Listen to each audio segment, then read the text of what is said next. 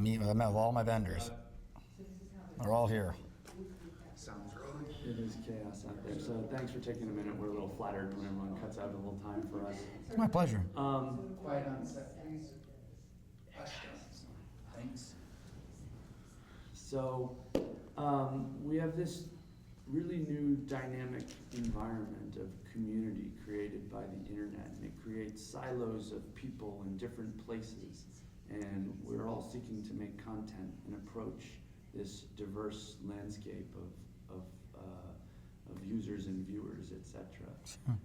Is the old model of shoots and windows totally obsolete, or can something similar be adapted for the current environment to sort of place content throughout the landscape in an efficient manner? I think, as I said kind of in the panel discussion earlier today, that you've got to look at the audience. And when you look at the audience today, they want content a certain way, and they want it when they want it, and they want it how they want it.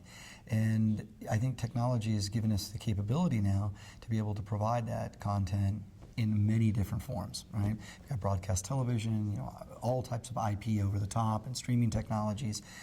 As you know, you've got all of the social media sites, Facebook, Instagram, and then you've got Netflix and Vemox, which is our streaming platform. I think that in today's environment, and if you look at a lot of the things that have happened in Europe, it's very similar to what's happening in the United States. Everything's moving to IP. And if you remember in the 90s, it was about voice long distance. People used to make long distance phone calls. When was the last time you made a long distance call? And what changed is the PSTN, which is the public switch telephone network, just moved to everything being VoIP or voice over IP. And I think that same transformation is going on today in the broadcasting industry. That there's a convergence between broadcast, cable, and other types of forms of digital media being delivered via the internet or IP.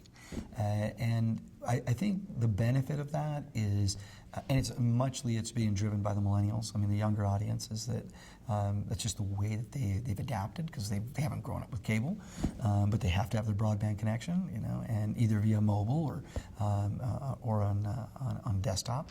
So I think what it does is it gives the opportunity for a producer to be able to get their content out in so many different ways than in the past. In the past, it was one way, and you had to go to a cable system and buy that content. Now you have the ability to get it many different ways.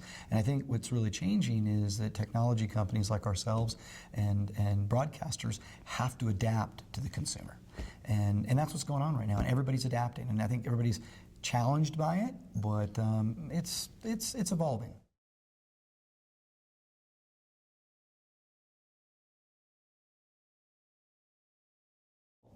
Well, I think the ability, going back to the internet or driving things via IP, is that you can deliver it many different ways. So you can develop the content, and you can be on the social sites like like you were just mentioning a minute. And social media drives a lot of that, right? But I think what you're going to find is that content creators now are going to create the same content they've always had. They're just going to have the ability to deliver it way more.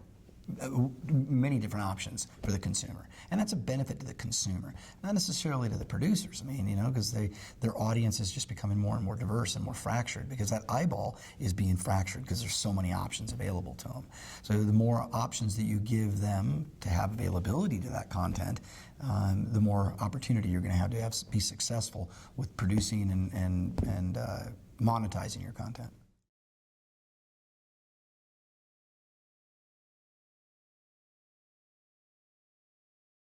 Well, I think if you look at operators today, I mean, they come to us for not just content, but for technology, and they've all recognized that they have to adapt to the market. They, the largest MSOs or DBS providers and telcos, they can't do it the way they did it in the past. They have to adapt, and they're adapting, and I think they're doing it forcefully. They're really big into growing their broadband business. There's a big market in broadband, either via mobile or via hard fixed line broadband. But that growth will keep growing. I mean, it's just, it's almost like when you look at Google Fiber, for example, they're offering gigabit service to the home. That's currently available in many places in Europe today. And no one ever thought that they would have a gigabit to their house, but build it, they will come. And that's kind of what's going on right now. And I think all of the operators are adjusting to that. And I think time will tell. But I will say that they're being forced to do it. It's not something they really want to do.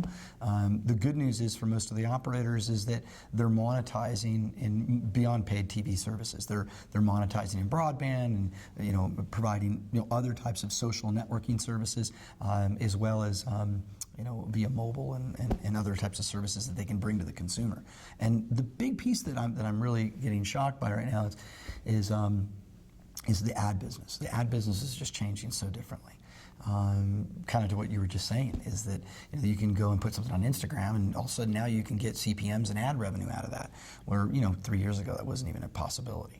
So I think it's opening up the opportunities to make money on different areas by utilizing technology.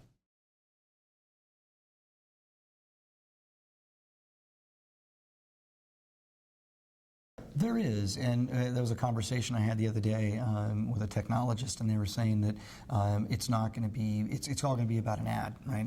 There's not going to be a cost to watch content. It's just going to be available in all these different areas, and then the advertisers are going to go to what people watch. And if they watch a lot of it, no different than when you see a site that gets 300 million views on YouTube, they can monetize that. I think that's what's going to happen, and it's just going to take all these different diverse ways to get to that consumer. But nobody really knows. I think nobody ever expected technology would advance the way that it has today to even have over the top and all these streaming services. But it's advanced. So as technology advances, and you have these great minds, and they're all here in the United States, believe it or not. I mean, you look at the companies like Facebook and Instagram and certainly Apple and Google and so forth. They're changing the way consumers view content. And people are adapting to that. So, and they'll find ways to monetize it. They really will. But it's hard to say 10 years from now, because 10 years ago, I would have never thought that anything was even happening that's happening today, the way we view content, as it was 10 years ago. But I'm old school. I still watch cable and live sports, but when you look at that young millennium, I've got a 20-year-old son who goes to college and he's never had cable and never will. Everything he gets is via an IP connection. But if I take away that broadband connection, that's something he can't live without. So because that's access, as you said earlier in our conversation, not just access to the internet, but access to all the content that he's interested in and information.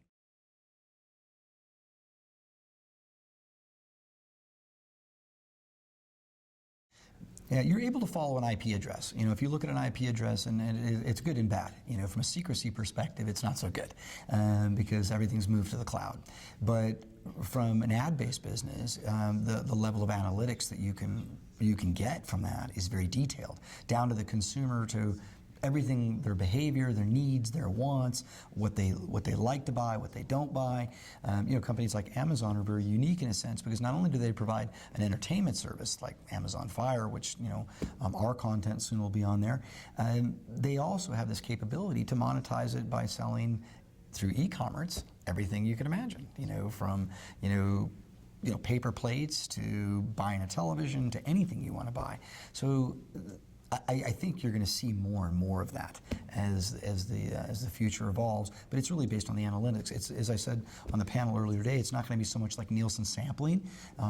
It's going to be really detailed analytics on the person and what they buy, what they like, what they don't like, and that's going to be very powerful, especially for an advertiser, because they can really hone in on exactly putting together an ad for your behavior or that specific consumer, where in the past they couldn't do that. They had to generalize. And now they can be very specific. So I think there's some benefits to that, and it's all analytics.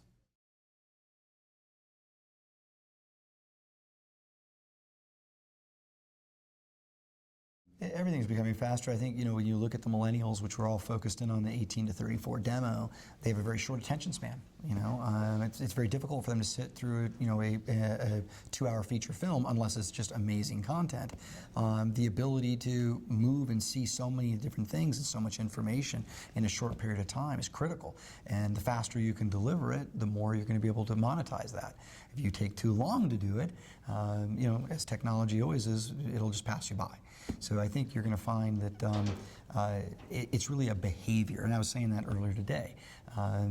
If you only want to see something that's short, and I think a lot of this is greatly due to YouTube. I mean, everybody watches YouTube videos, and they're very short form programming, and that's created a behavior where people won't sit through a feature or through a scripted television series as much as they used to. And if they do, they'll sit through a piece of it, and they'll DVR it and watch it later. So it's a lot about time. People's time, I wouldn't say is becoming more valuable.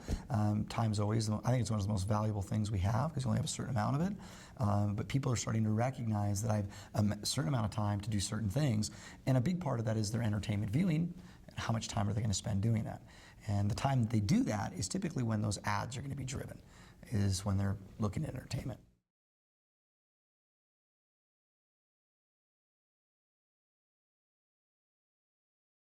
I wouldn't say it's becoming any more difficult. It's just a different. We're just changing, right? We're all kind of just evolving, and in doing so, it just changes the way that we all have to drive our businesses. I don't think so. I don't think it's really, and I don't really look at it as attention span. I think just that nowadays, because of technology, you can get a lot more information than you did. I mean, growing up in my era, I had to look through the encyclopedias, and that was the way that I had to educate myself. Nowadays you can Google anything, and you can get immediate, information. So it's good and bad, But I think all in all, it's good because we're progressing, and we're all becoming much more intelligent that way because we have more information.